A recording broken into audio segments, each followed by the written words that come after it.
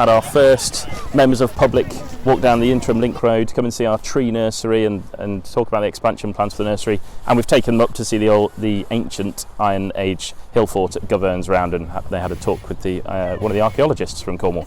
Our little people here will be those people who are buying those houses and living on the Langarth site, so it's so important for them to be involved and have their ideas heard and shared. We're going to quickly take you into the next field, which hopefully this winter will have 2,000 to 3,000 trees planted in it.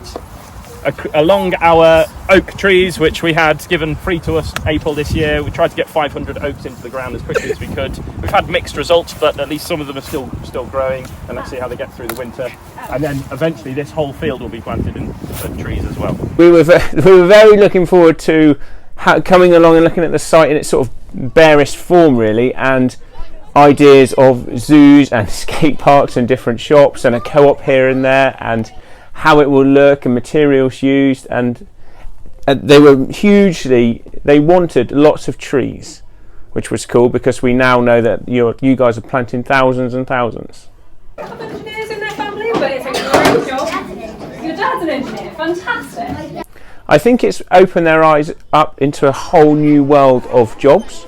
You know, the construction, the planning, the architectural side of things. We've had talks of delivery drivers, crane drivers. So, jobs and the wider scope of what's out there, most definitely. I think there's two levels really. One, it's about Langarth as a project and trying to build up that correct connections with the wider community. So we've got our most local primary school. The children in the primary school will hopefully come to buy a house at Langarth. They're certainly going to be next to the development for a number of years. And my hope on the other side of the fence from the construction industry side is that actually we do have a skills shortage in the industry at the moment, and so enthusing the children, getting them to come onto a construction site as sorts, it's a bit early on in some areas, and getting them to understand the different roles and responsibilities, getting them to do some master planning like they did at for phase one, I hope will enthuse them and get them potentially thinking about coming into the industry. What I enjoyed most about the visit last week is that, because seeing what that site is going to end up being, like seeing it before it's actually happened, I think it's going to be amazing there. I think there should be a few parks and stuff.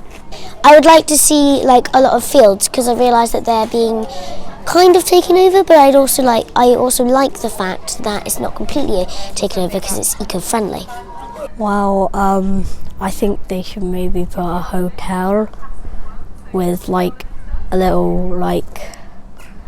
little tree area around it, and then like a gate that lets you in, and then have a little village in front of it.